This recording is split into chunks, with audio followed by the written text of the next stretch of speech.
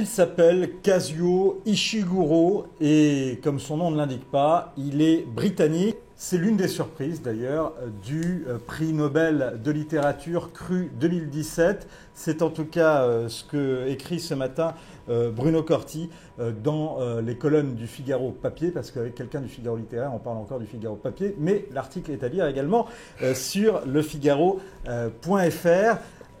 Bruno, on y revient en cette fin de semaine parce que on a été, ce que vous dites, donc extrêmement surpris. Oui, c'est-à-dire qu'après un prix Nobel 2016 catastrophique à nos yeux, on s'attendait au pire. C'est-à-dire qu'après un troubadour, on pouvait avoir autre chose de pire encore. En clair, on rappelle, en 2016, c'était Bob Dylan qui avait eu le prix Nobel, de la littérature. Il n'est pas écrivain. Magnifique.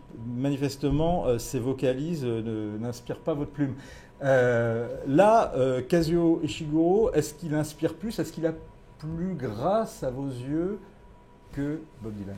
Oui, parce que Ishiguro, c'est un écrivain. C'est pas un écrivain gigantesque, mais c'est un écrivain, c'est un bon écrivain. C'est l'écrivain des vestiges du jour. Qu'est-ce qui fait que c'est un bon écrivain? C'est un bon écrivain parce qu'il appartient à la génération des grands écrivains anglais qui ont 60-65 ans aujourd'hui.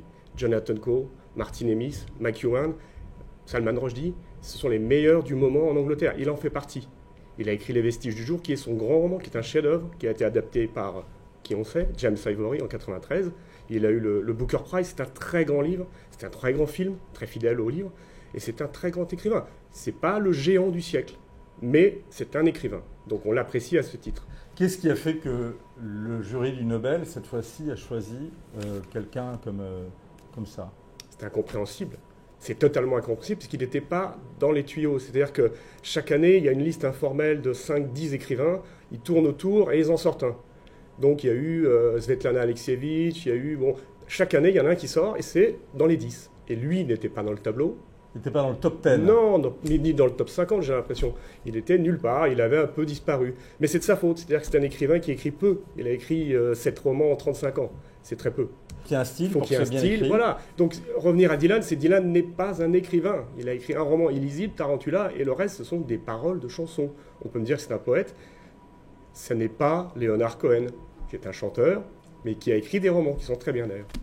Est-ce que d'ailleurs Leonard Cohen aura le droit à une page dans les Figaro littéraires? Alors je rappelle, c'est pas dans le Figaro littéraire, c'est dans les pages dans le Figaro et vous, qui est le supplément culture et style du Figaro, du quotidien que vous avez. Et chaque jour, vous avez une page spéciale à l'occasion d'un anniversaire. Ce sont les 70 ans du Figaro littéraire. Donc jusqu'au 18 octobre, chaque jour, une page avec un grand papier, et c'est une reprise des papiers publiés dans le Figaro littéraire entre 1947 et 2017. Un grand papier en ouverture avec un dessin qui illustre, et 4, 5, 6 extraits des papiers publiés, des meilleurs papiers publiés sur les meilleurs livres de leur époque. Voilà, et là, en l'occurrence, on a Michel Houellebecq aujourd'hui, et c'est une critique qui a été signée d'une très grande plume du Figaro. Angelo Rinaldi, qui a dirigé le littéraire entre 2003 et 2005, et qui s'est amusé à l'époque à dire ce qu'il pensait de Michel Houellebecq, ce qui semblerait difficile aujourd'hui à refaire. Pourquoi? Parce que c'était assez sévère. C'était assez sévère, mais c'était très bien fait, parce qu'Angelo Rinaldi était un grand critique, et donc il avait tout à fait le droit de dire que le livre de Houellebecq ne lui plaisait pas. Oui, Angelo Rinaldi avait ce talent d'être parfois extrêmement injuste avec les écrivains dont il parlait, surtout dont qu'il n'aimait pas, mais il le disait toujours avec beaucoup de talent, et donc c'est à retrouver dans le Figaro, sur lefigaro.fr. Merci beaucoup Bruno. Merci.